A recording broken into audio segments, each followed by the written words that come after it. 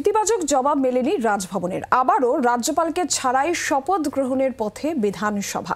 মঙ্গলবার তৃণমূলের 4 জয়ী প্রার্থীর শপথ গ্রহণ হবে বলে জানিয়ে দিলেন স্পিকার। অন্যদিকে সায়ন্তিকাদের চিঠি দিয়ে তাদের শপথ গ্রহণ অসাংবিধানিক বলে দাবি করলেন রাজ্যপাল সিভি।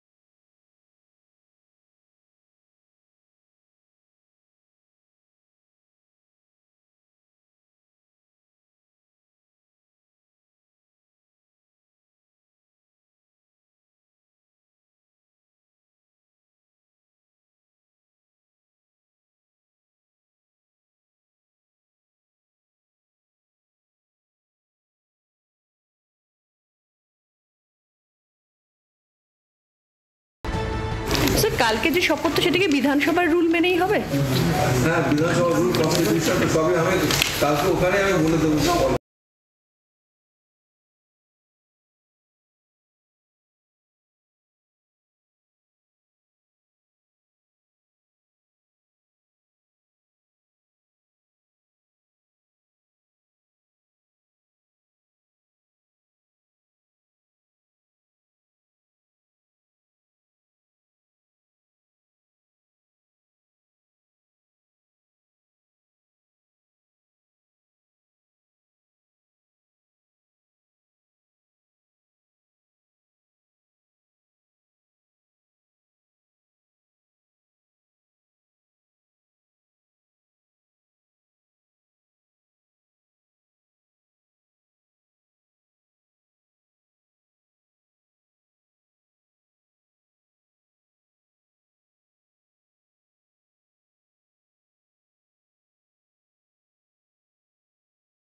ম্যাটার সেটা পর্যালোচনা করা হচ্ছে এবং যেরকমভাবে নির্দেশ দেওয়া হবে সেরকমভাবে আমরা করব। আজকে তো আমরা সেশন অ্যাটেন্ড করলাম এবং আগামীকাল নতুন করে কিছু বলার নেই। It is between governor